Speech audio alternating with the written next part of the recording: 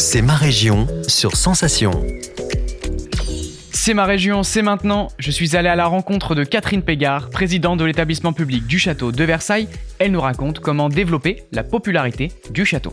Alors ce qu'on fait, d'abord je pense que si on parle du château de Versailles lui-même, c'est en l'ouvrant toujours plus. Donc comme je vous l'ai déjà dit, c'est-à-dire en ouvrant des pièces, en ouvrant des lieux.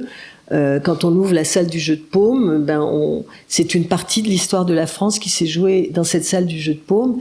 Et en pouvant l'ouvrir au public, on leur raconte une partie de leur histoire qu'ils découvrent en venant à Versailles. Donc ça, c'est le premier point, c'est le point sans doute le plus important. En plus, on a maintenant l'appui de moyens nouveaux. Tout ce qui est numérique nous permet de faire vivre Versailles pour ceux qui n'y viennent pas ou qui vont y venir. Le but, c'est que lorsqu'ils voient, par exemple, dans tous les petits films que l'on monte sur YouTube, justement pour montrer les restaurations d'une fontaine, d'un bosquet, d'une pièce, je pense que ça leur donne envie, ou j'espère que ça leur donnera envie d'y venir eux-mêmes. Et puis il y a aussi toutes les collaborations qu'on peut avoir avec d'autres musées en France et dans le monde. Par exemple, en ce moment, on a dans l'exposition Louis XV, on montre des tableaux qui viennent du musée d'Amiens, et en échange, on a prêté au musée d'Amiens des tableaux de la chambre de Louis XIV. Et donc à la fois les gens qui viennent à Versailles découvrent des tableaux qui s'y trouvaient et qui maintenant sont à Amiens, donc ils ne les auraient pas vus autrement.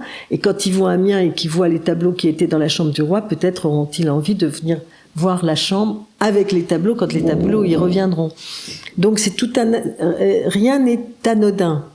Tout est important. Et tout est important pour tous les jours en parler.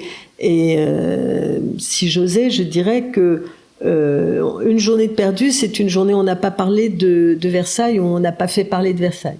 C'est notre travail à nous d'expliquer ce qui s'y passe, d'expliquer pourquoi on fait une exposition comme on en a fait une à Abu Dhabi l'année dernière, ou pourquoi on est allé faire présenter des tableaux à Nantes à l'automne dernier.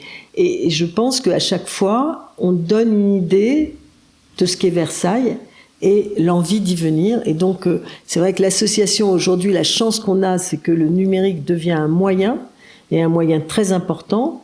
Et ce qui est rassurant, c'est que pendant la pandémie, pendant le Covid, on a un peu pensé que le numérique allait se substituer à la fréquentation physique des lieux, et on s'aperçoit que ça n'est pas vrai, que heureusement, on regarde beaucoup de choses sur le numérique et des choses passionnantes, mais qu'on sait aussi qu'on va se passionner pour ce qu'on verra quand on viendra à Versailles.